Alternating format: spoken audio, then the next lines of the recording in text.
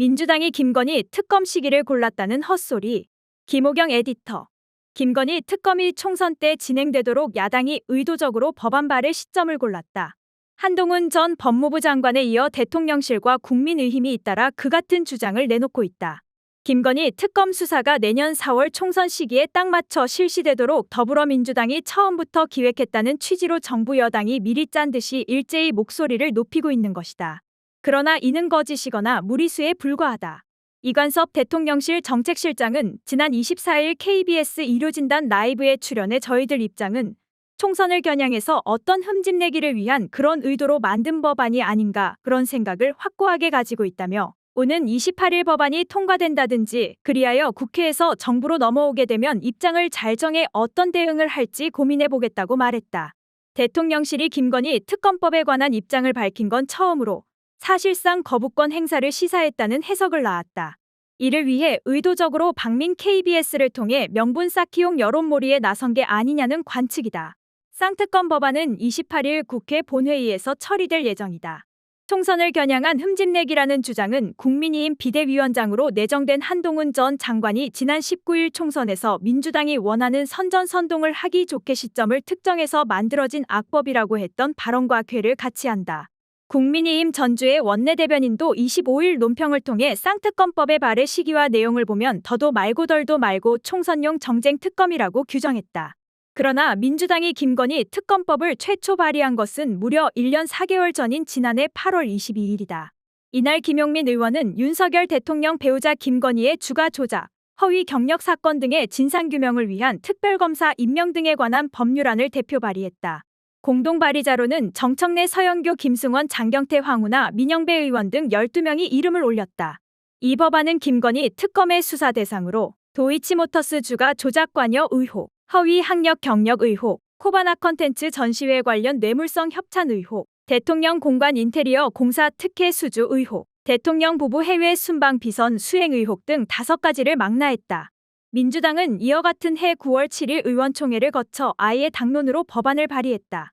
박홍근 당시 원내대표를 대표 발의자로 민주당 소속 전체 의원이 서명한 윤석열 대통령 배우자 김건희의 주가 조작, 허위 경력, 뇌물성 후원 사건 등의 진상규명을 위한 특별검사 임명 등에 관한 법률안을 국회의안과에 제출했다. 김용민 의원 안을 뼈대로 3대 특검 수사 대상은 주가 조작 의혹, 허위 경력 의혹, 뇌물성 협찬 의혹 등 3가지로 좁힌 것이다. 민주당은 법안 제안 이유에서 검찰은 대통령의 가족이라는 이유로 시간 끌기 수사, 봐주기 수사를 반복하면서 위법 행위에 눈 감고 있어 검찰의 중립성과 공정성에 대한 국민의 의문이 지속적으로 제기되고 있다며 정치적으로 중립적이고 공정한 특별검사 임명을 통해 윤 대통령 가족에 대한 각종 의혹을 엄정히 조사해 진상을 신속하고 철저히 규명하고자 한다고 밝혔다.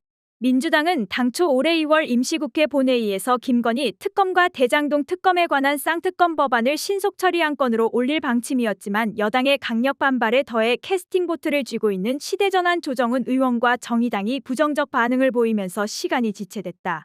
패스트트랙으로 지정하려면 법사위 제적위원 5분의 3 또는 본회의 제적위원 5분의 3 이상의 찬성이 필요해 민주당 의석만으로는 단독 처리가 불가능했기 때문이다.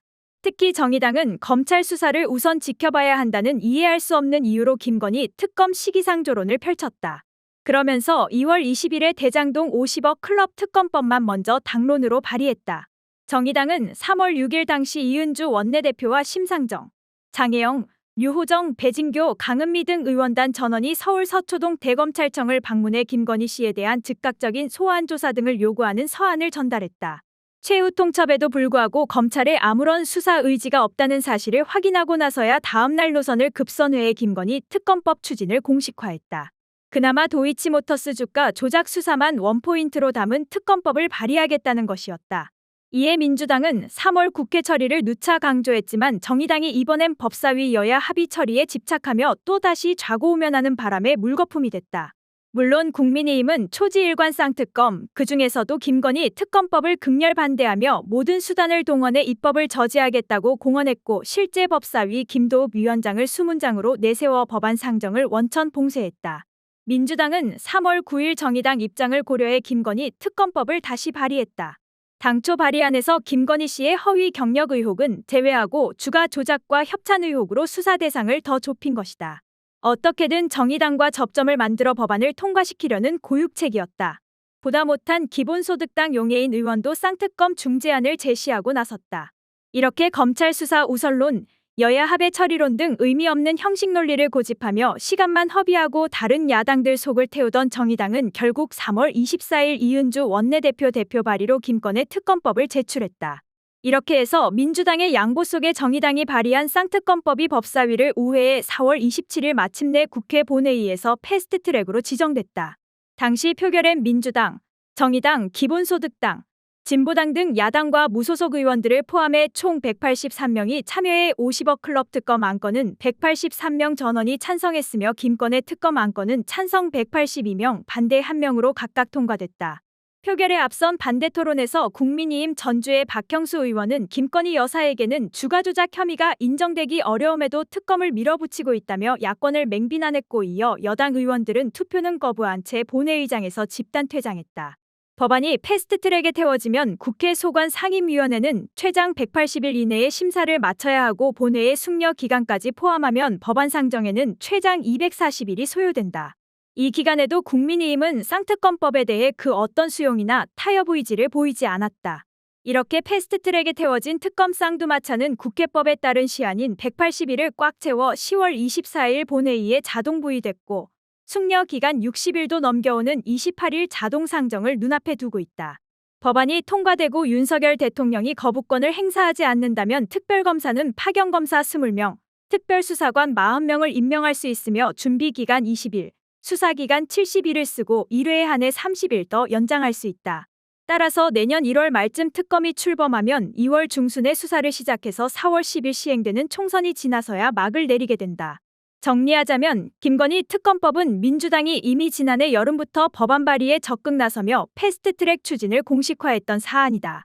국민의힘이 자당 소속 법사위원장을 앞세워 법안 상정을 결사반대하고, 여기에 정의당이 처음엔 검찰의 선의에 나중엔 여당의 선처에 기대 정세 판단을 그르치면서 처리가 늦어졌을 뿐이다.